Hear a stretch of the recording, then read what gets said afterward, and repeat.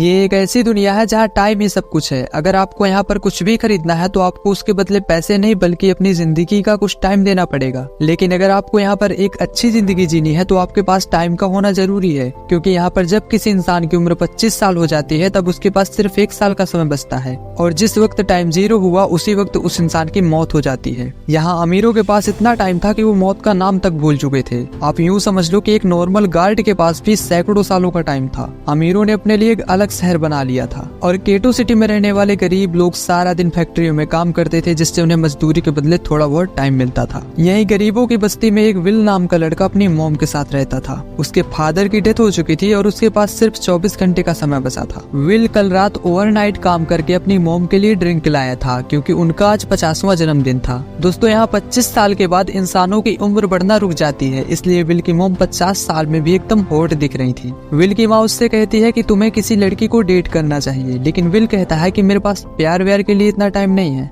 Will की mom कहती है कि मैं 2 दिनों के लिए बाहर गवर्नमेंट ऑफिस जा रही हूँ, क्योंकि बिजली का बिल और लोन कल शाम तक हमें चुकाना होगा, नहीं तो हमें फाइन देना पड़ेगा, और इसीलिए कल शाम को तुम मुझे बस स्टॉप पर मिलना, क्योंकि बिल और लोन चुकाने के बाद मेरे पास इतना टाइम नहीं बचेगा कि मैं और अधिक देर सरवाइव कर पाऊंगी। जाने से पहले विल की मॉम विल को 30 मिनट ट्रांसफर करती है ताकि वो एक अच्छा सा नाश्ता कर सके। इसके बाद विल काम पर निकल जाता है। रास्ते में उसे एक माया नाम की छोटी बच्ची मिलती है जो उससे कुछ टाइम मांगती है। विल 5 मिनट उसके कैप्सूल में ट्रांसफर कर देता है। यहाँ हमें देखने को मिलता है कि हम अपना टाइम कैप्सूल में स्टोर कर सकते हैं और जब चाहे तब टाइम ले भी सकते हैं। विल काम पर जाने से पहले अपने दोस्त के साथ कॉफी लेने जाता है। वहाँ वो देखते हैं कि कल तक जहाँ कॉफी का प्राइस 3 मिनट था, आज वो बढ़कर 4 मिनट हो गया है। यानी हर एक चीज में महंगाई बढ़ा दी गई है। वो बिना कुछ बोले कॉफी लेकर चले जाते हैं। विल फैक्ट्री में सारा दिन काम करता है और फिर शाम को उसका दोस्त उसे एक बार में ले जाता है। वहाँ उसका दोस्त उसे बताता है कि इस आदमी के पास 100 साल से भी ज्यादा का टाइम है और वह सभी के लिए फ्री में ड्रिंक्स खरीद कर दे रहा है। जहाँ सभी के पास 24 घंटे से ज्यादा का टाइम बड़ी मुश्किल में होता था, वहीं उसके पास 100 सालों से भी ज्यादा का टाइम देखकर विल समझ गया कि ये आदमी ग्रीनविच सिटी से अमीरों की दुनिया से आया है। विल इंसानियत के नाते उसे समझाता है कि तुम्हें यहाँ से जाना चाहिए, नहीं तो तुम्हें कोई लूट लेगा। विल कहता है लूटने का मतलब सिर्फ ये नहीं कि वो लोग तुम्हारा टाइम छीनेंगे, बल्कि वो लोग तुम्हें जान से भी मार देंगे। तभी वहाँ का सबसे बड़ा गुंडा फोर्टिस आ जाता है। फोर्टिस उस आदमी से कहता है कि घबराओ मत, मैं तुम्हें एक मौका देता हूँ, चलो टाइम फाइटिंग करते हैं। अगर तुम जीते तो मैं तुम्हें छोड़ दूंगा। देखो, टाइम फाइटिंग में पंजा लड़ाया जाता था और जो भी जीतता था वो हारने वाले का सारा टाइम ले लेता था। वो आदमी फोर्टिस से कहता है कि मैंने बहुत पी रखी है, इसलिए तुम मुझे 5 मिनट दो, मैं फ्रेश होके आता हूँ। फोर्टिस मान जाता है और उसके साथ अपना एक गुंडा भेजता है। तभी वहाँ विल आता है और उस गुंडे को एक ही झटके में बेहोश कर देता है और उस आदमी को वहाँ से भगाकर ले जाता है। ये सब फोर्टिस देख लेता है और उनके पीछे अपने आदमी लगा देता है, लेकिन विल अपनी काबिलियत से उस आदमी को वहाँ से बचा ले जाता है और वो एक पुरानी बंद पड़ी फैक्ट्री में पहुँचते हैं। वो आदमी विल को अपना नाम हेनरी बताता है। विल हेनरी से कहता है कि आज रात हमें यहीं रुकना पड़ेगा। हेनरी विल से पूछता है कितनी उम्र है तुम्हारी। विल कहता है 28 साल। तब वो बताता है मैं पूरे 105 साल का हो गया हूँ और कहता है कि मैं इस जिंदगी से ऊब गया हूँ। इसके साथ हेनरी उसे बताता है कि कभी सोचा है कि केटो सिटी में रहने वाले लोग इतने गरीब क्यों हैं और अचानक इतनी महंगाई कैसे बढ़ जाती है। वो बताता है कि ये सारा सिस्टम अमीर लोग कंट्रोल करते हैं। वो लोग यहाँ की महंगाई बढ़ा देते हैं जिससे गरीब लोग ज्यादा से ज्यादा टाइम खर्च करें और वो लोग और भी ज्यादा अमीर हो जाएं। उन्हें किसी भी गरीब के मरने या जीने से कोई फर्क नहीं पड़ता। ये सुनकर विल को बहुत गुस्सा आता है। हेनरी उससे पूछता है कि अगर तुम्हारे पास 100 सालों का टाइम आ जाए तो तुम क्या करोगे। विल कहता है कि सबसे पहले तो मैं बार बार अपना टाइम देखना बंद कर दूंगा और अपनी माँ के लिए एक अच्छा सा घर खरीदूंगा। अगली सुबह जब विल उठता है तो देखता है कि उसके पास 116 सालों का टाइम आ चुका है। वह खिड़की में देखता है कि वहाँ लिखा था डोंट वेस्ट माई टाइम।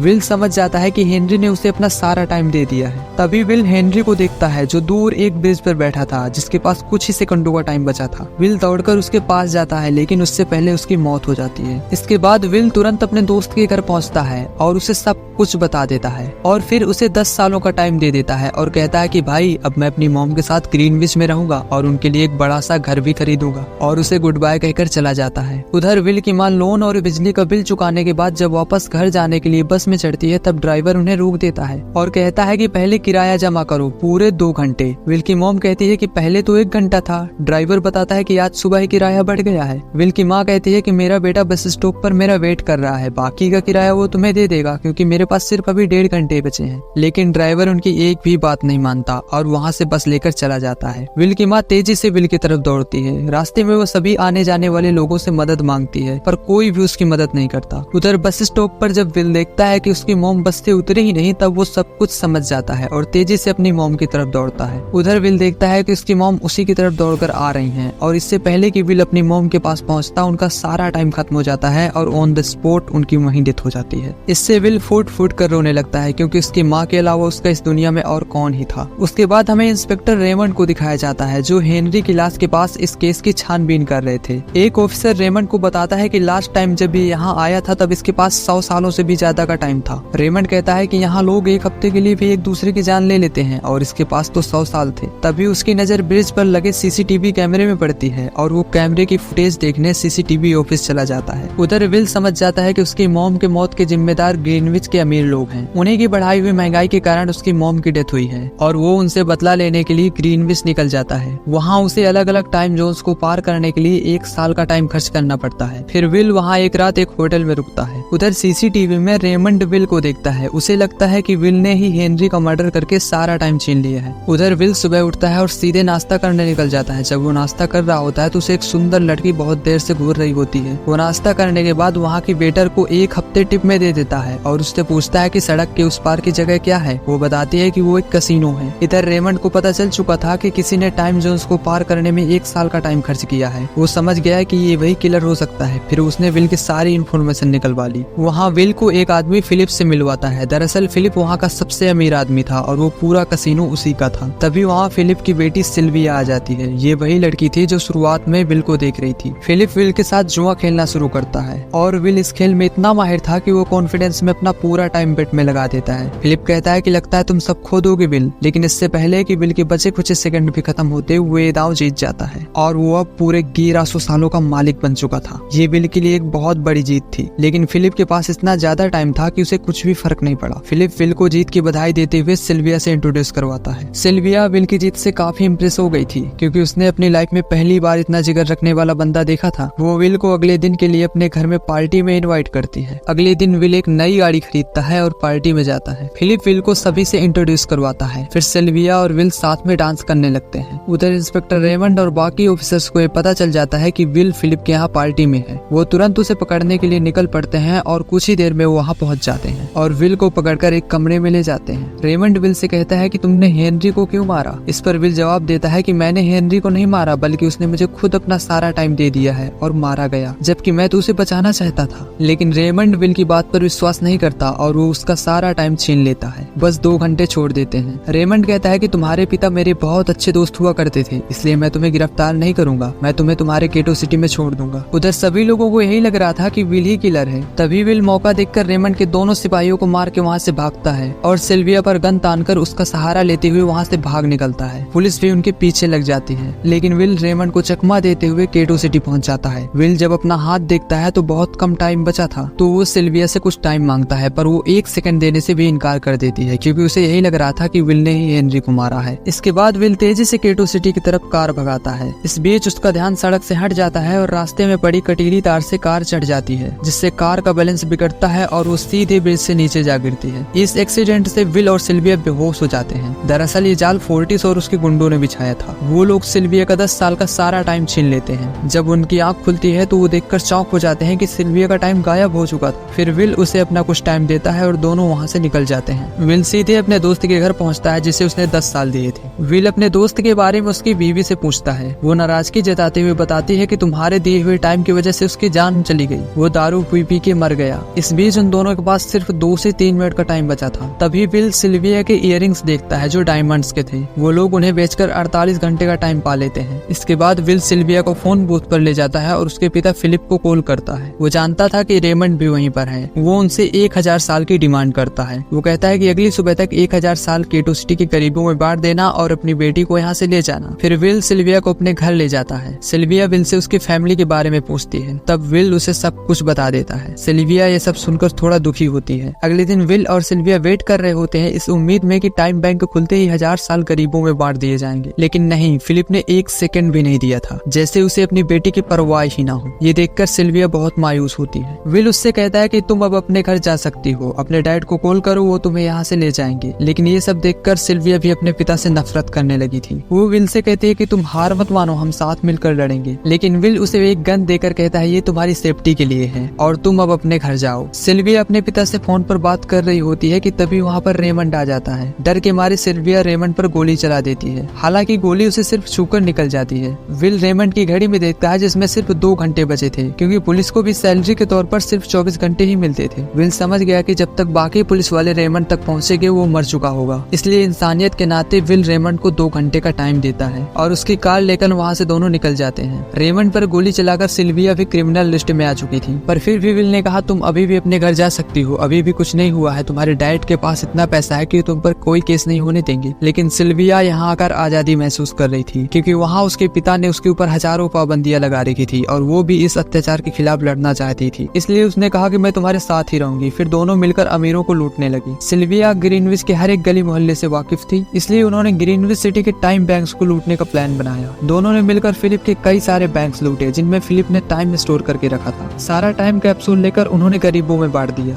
इतनी बड़ी चोरी के कारण सरकार भी इनसे परेशान हो गई थी और उसने इन दोनों पर 10 सालों का टाइम इनाम रख दिया। जब ये टाइम इनाम गैंगस्टर फोर्टिस ने देखा तो वह कुत्तों की तरह इन्हें ढूंढने लगा। वो दोनों दिन रात भागते रहते थे और रोज होटल बदलते रहते थे, मतलब अपना ठिकाना रोज बदलते रहते थे, जिससे वो पकड़े जाने से बचे थे। वो लोग एक रात एक होटल में रुके थे। तभी वहाँ फोर्टिस केटो के लोगों को मारने लगा, क्योंकि वो जानता था कि किसी न किसी को तो उनका पता मालूम ही होगा। तभी डर के मारे एक लड़के ने होटल का पता बता दिया। बिना 1 सेकंड की भी देरी किए फोर्टिस वहाँ पहुंच जाता है और उसके आदमी उन्हें पकड़ लेते हैं। फोर्टिस कहता है कि मैं शॉक्ड हूँ तुम्हें जिंदा देखकर, मैं चाहूँ तो तुम्हें अभी मार सकता हूँ, पर चलो तुम्हें एक मौका देता हूँ टाइम फाइटिंग का। विल जानता था कि इसके अलावा दूसरा कोई ऑप्शन भी नहीं है। विल को उसके डैड की याद आई कि वो किस तरह टाइम फाइटिंग किया करते थे। शुरुआत में विल हारने लगा, लेकिन जब उसके पास कुछ ही सेकंड बचे थे उसने पासा पलट दिया और अब फोर्टिस हारने लगा था। और जैसे ही फोर्टिस के पास 7 से 8 सेकंड बचे थे, विल ने एक हाथ से तुरंत अपनी गन निकाली और 1 सेकंड के अंदर उसने उसके आदमियों को शूट कर दिया, क्योंकि अगर वो ऐसा नहीं करता तो उसके आदमी उसे मार देते। और फिर फोर्टिस भी मारा गया। जहां उन्हें लग रहा था कि वो लोग जीत रहे हैं, तभी फिलिप ने एक नई चाल चली। उसने हर एक चीज का दाम बढ़ा दिया, यानी कि उन्होंने जो टाइम गरीबों में बांटा था वो जल्दी खत्म हो जाएगा, क्योंकि उन लोगों ने महंगाई बहुत ज्यादा बढ़ा दी थी। विल ने कहा ऐसे तो हम कुछ नहीं कर पाएंगे, हम चाहे जितना टाइम गरीबों में बांटते वो लोग महंगाई बढ़ा देंगे। अगर हमें उन्हें हराना है तो कम से कम हमारे पास 10 लाख साल होने चाहिए। तभी सिल्विया के मन में एक प्लान आया। हालांकि वो इतना आसान नहीं था, पर करना तो पड़ेगा ही। सुबह होते ही सिल्विया अपने पिता के ऑफिस के बाहर जा पहुंची। उसने कहा कि वो सरेंडर करना चाहती है। गार्ड्स ने उस पर गन तान दिया। तभी वहाँ विल, जो गार्ड्स के बेस में छुपा था, उसने फिलिप को गन पॉइंट पर ले लिया। इससे सभी गार्ड्स ने सरेंडर कर दिया। सिल्विया फिलिप और विल को एक तिजोरी के पास ले गई और जब तिजोरी खुली तो उसके अंदर एक कैप्सूल था जिसके अंदर 10 लाख का टाइम था। विल ये देखकर बहुत खुश होता है, लेकिन फिलिप कहता है कि तुम लोग बहुत बड़ी बेवकूफी कर रहे हो। गलत टाइम जोन्स में 1 मिलियन साल बांटोगे तो पूरा सिस्टम तबाह हो जाएगा। लेकिन वो लोग कहते हैं कि हम सिर्फ उनकी जिंदगी बढ़ा रहे हैं और फिर वहाँ से भाग जाते हैं। इस चोरी की खबर रेमंड को पता चलती है। वह तुरंत उन्हें पकड़ने के लिए निकलता है, लेकिन जब वह अपना हाथ देखता है तो उसके पास सिर्फ 44 मिनट बचे थे।